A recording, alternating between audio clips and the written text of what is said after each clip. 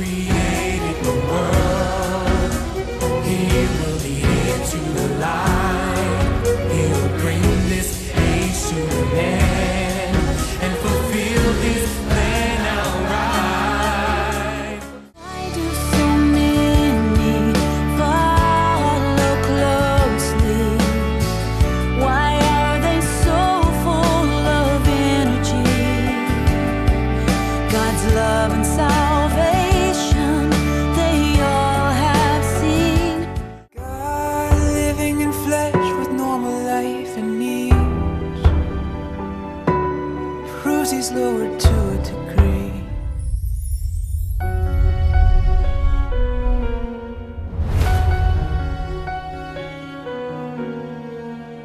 God does his work by himself. He sets his work in motion. He brings it to pass, concludes it at last, for he's in control of it all. God does his work by himself. He's planned all that must be done. He manages it, every single bit, and brings it to fruition. Oh, in the Bible, God himself once said, He is the beginning, He is the end, He is the sower, the reaper too. He is the beginning, He is the end, He is the sower, the reaper too. God manages all by himself. His plan reigns 6,000 years. No man can work like God can, for he's in control of it all. Oh, in the Bible, God himself once said, He is the beginning, He is the end, He is the sower, the reaper too.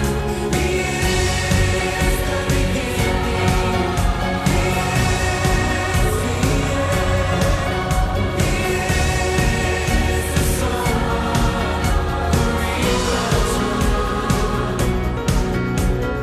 God created the world. He will lead it to the light. He'll bring this age to an end and fulfill his plan outright. God created the world. He will lead it to the light. He'll bring this age to an end and fulfill his plan outright. Oh, in the Bible, God himself once said, He is the beginning, He is the end, He is the sower, the reaper too.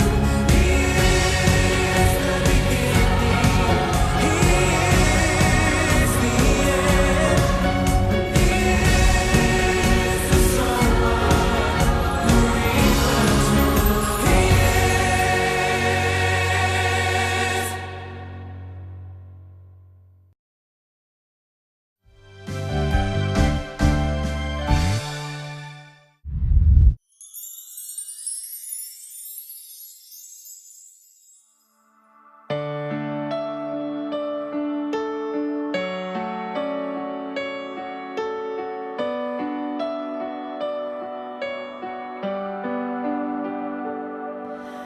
God becomes flesh in the last days to save man, for he loves men.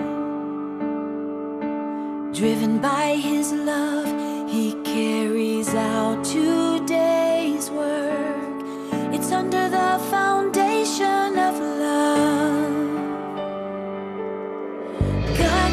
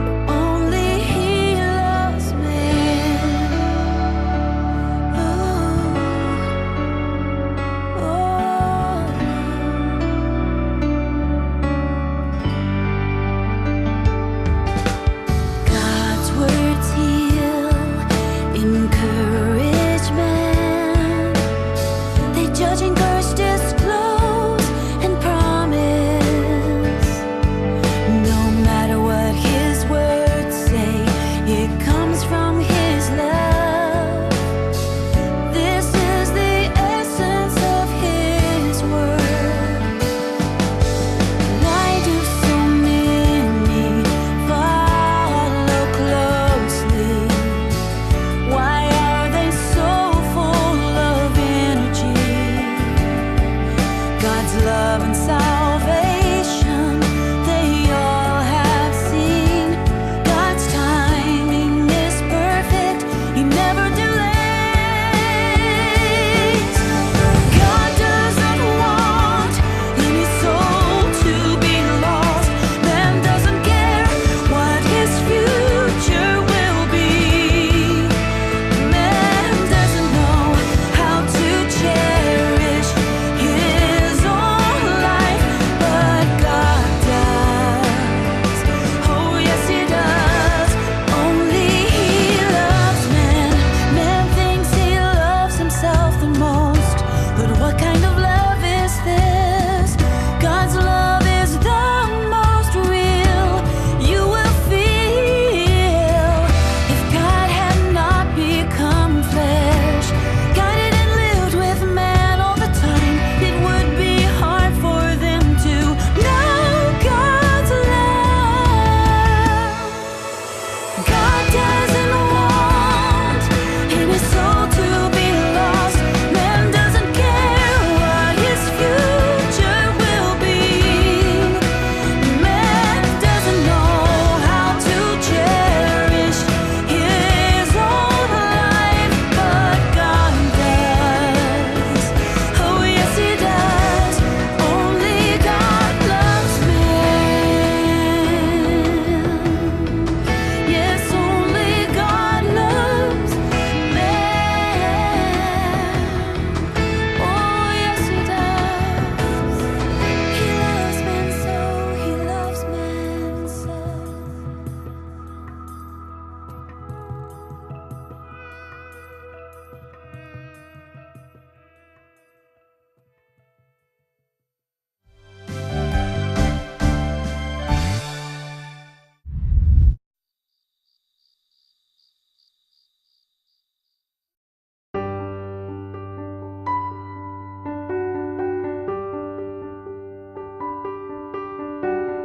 God humbles Himself and does His work on the filthy and corrupt man.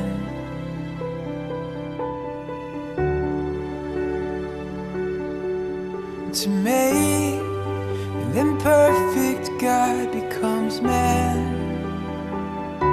He shepherds and attends to them.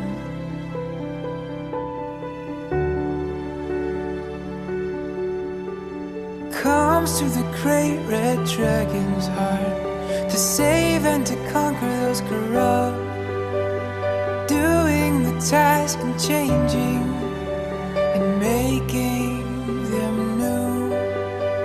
He humbles Himself to be man and endures the hardship it brings. It's the Supreme Spirit's great humiliation. God great and lofty, man meek and lowly, yet God speaks, provides, lives among them. He is so humble, so lovable.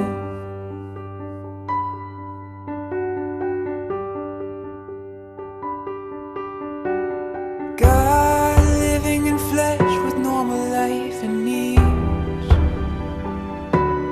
proves He's lowered to a degree.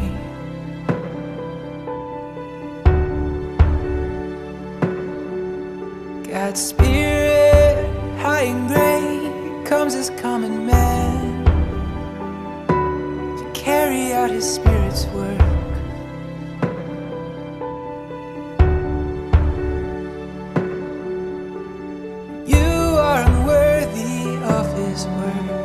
Of such hardships He has suffered, it shows in your qualities, insights and sins. You are unworthy of His work. Of such hardships He has suffered, it shows in your humanity and your life. God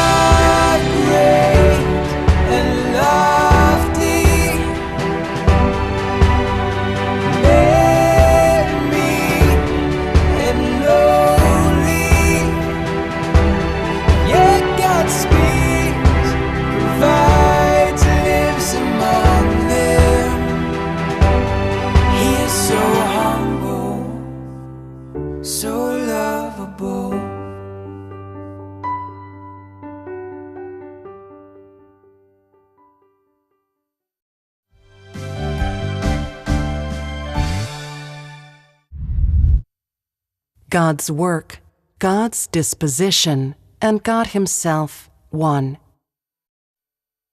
3. Genesis, chapter 3, verses 20 through 21. And Adam called his wife's name Eve, because she was the mother of all living. To Adam also, and to his wife, did Jehovah God make coats of skins, and clothed them. Let's take a look at this third passage, which states that there is meaning behind the name Adam gave Eve, right? This shows that after being created, Adam had his own thoughts and understood many things. But for now, we are not going to study or explore what he understood or how much he understood, because this is not the main point I want to discuss in the third passage. So what is the main point of the third passage? Let's take a look at the line. To Adam also, and to his wife, did Jehovah God make coats of skins and clothed them. If we don't fellowship about this line of the scriptures today, you might never realize the connotations behind these words. First, let me give you some clues. Expand your imagination and picture the Garden of Eden with Adam and Eve living in it. God goes to visit them, but they hide because they are naked. God cannot see them, and after He calls out for them, they say, "We dare not see you, for our bodies are naked." They do not dare to see God because they are naked. So what does Jehovah God do for them? The original text says, "To Adam also and to his wife did Jehovah God make coats of skins and clothed them." Now do you know what God used to make their clothes? God used animal skins to make their clothes. That is to say, the clothing God made for man was a fur coat. This was the first piece of clothing God made for man. A fur coat is an upmarket clothing item by today's standards, something not everyone can afford to wear. If someone asks you, what was the first piece of clothing worn by mankind's ancestors? You can answer, it was a fur coat. Who made this fur coat? You can further respond, God made it. That's the main point. This clothing was made by God. Isn't that something worth noting? Now that I've just described it, has an image emerged in your minds? There should at least be a rough outline of it.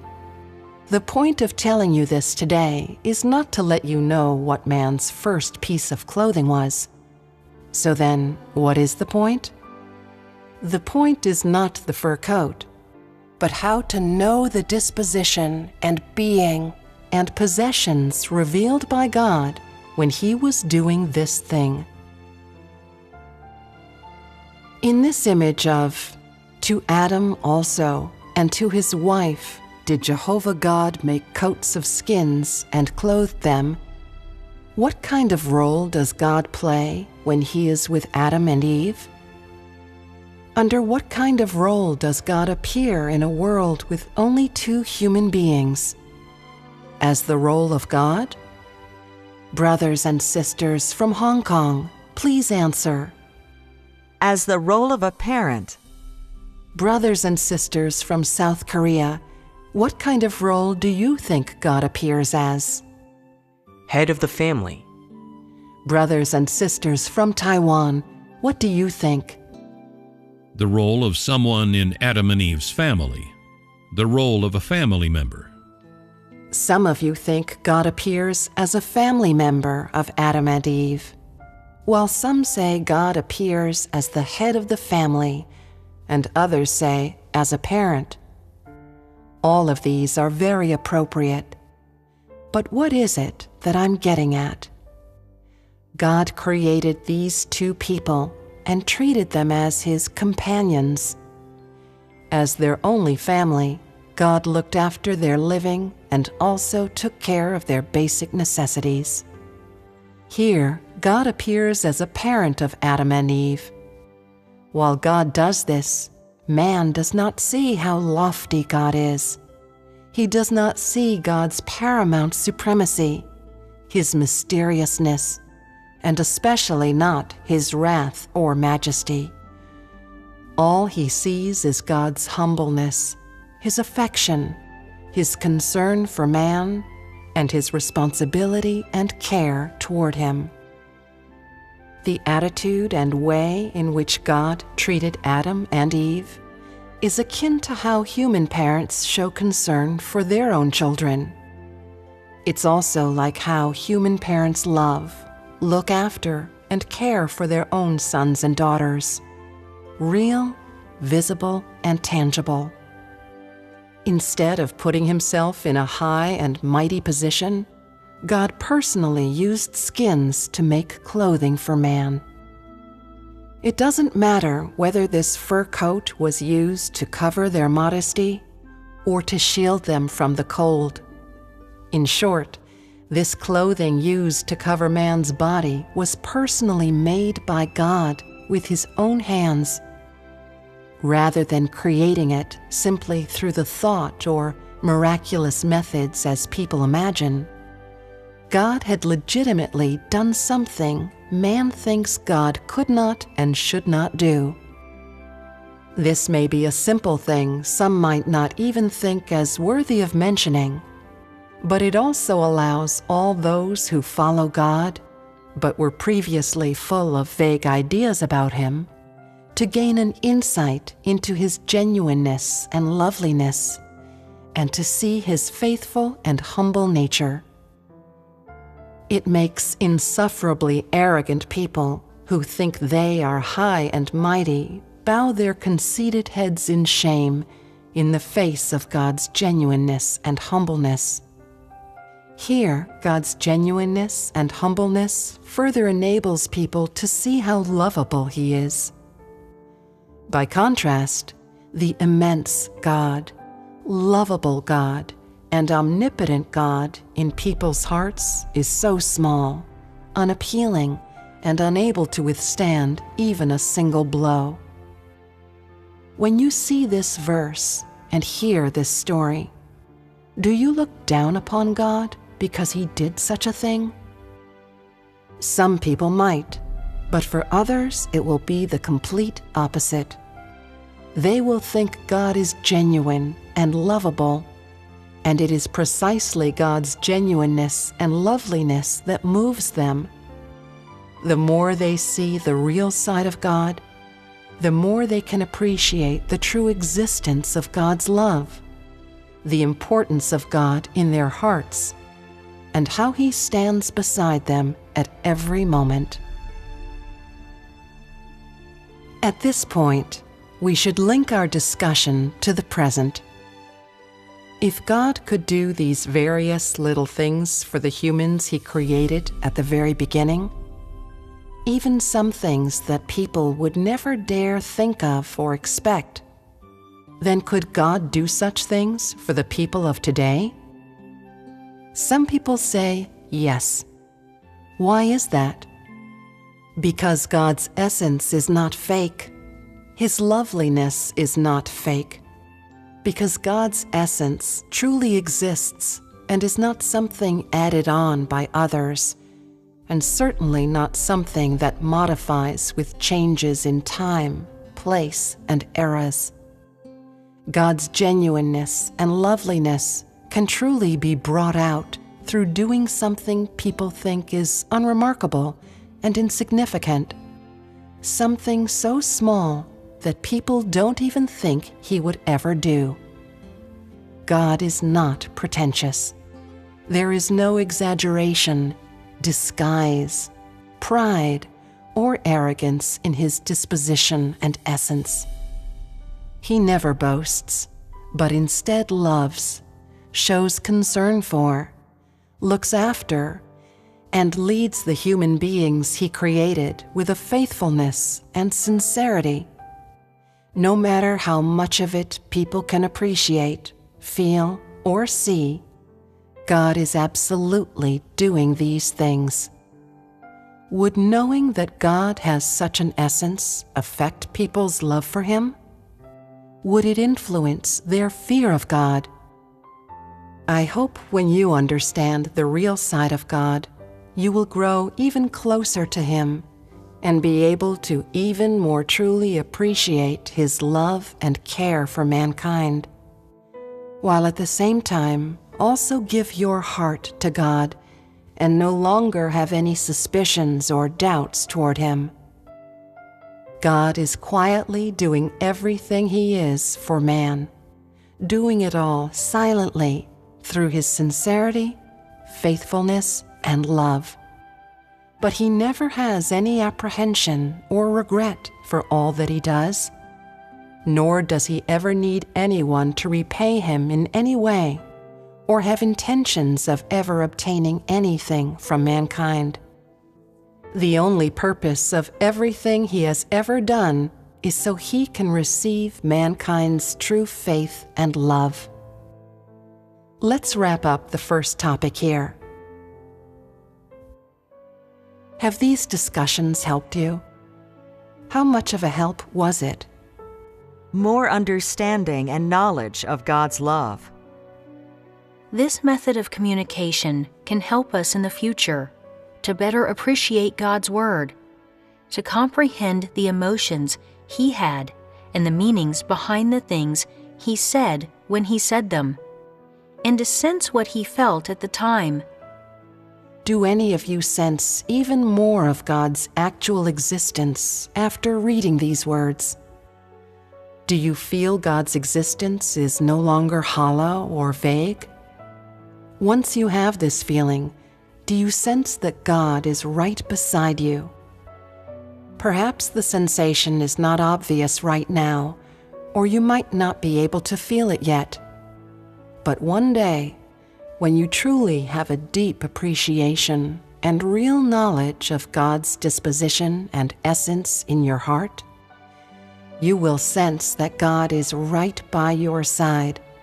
It's just that you had never genuinely accepted God in your heart. This is real. What do you think of this method of communication? Could you keep up? Do you think this type of fellowship about the topic of God's work and God's disposition is very heavy? How did you feel? Very good. Excited. What made you feel good? Why were you excited? It was like returning to the Garden of Eden, back to being by God's side. God's disposition is actually a very unfamiliar topic for everyone, because what you usually imagine, what you read in books or hear in fellowships, always make you feel like a blind man touching an elephant. You're just feeling around with your hands, but you don't actually see anything with your eyes. Touch of the hand simply cannot give you a basic outline of knowledge of God, let alone a clear concept. What it brings you is more imagination, so that you cannot precisely define what God's disposition and essence are. Instead, these factors of uncertainty arising out of your imagination always seem to fill your heart with doubts. When you cannot be certain about something, and yet you still try to understand it, in your heart there will always be contradictions and conflict, and sometimes it may even form into a disturbance, making you feel at a loss. Isn't it a very agonizing thing when you want to seek God, get to know God, and see Him clearly, but always cannot seem to find the answers? Of course, these words are only targeted at those who desire to seek reverence of God and to satisfy God. For those people who simply don't pay any attention to such things, this actually does not matter, because they hope it is best that the realness and existence of God is a legend or fantasy, so they can do whatever they want, so they can be the biggest and the most important, so they can commit evil deeds without regard for consequences, so they won't have to face punishment or bear any responsibility, so that even the things that God says about evildoers won't apply to them. These people are not willing to comprehend God's disposition. They are sick and tired of trying to know God and everything about Him. They would prefer that God does not exist. These people oppose God, and they are the ones who will be eliminated.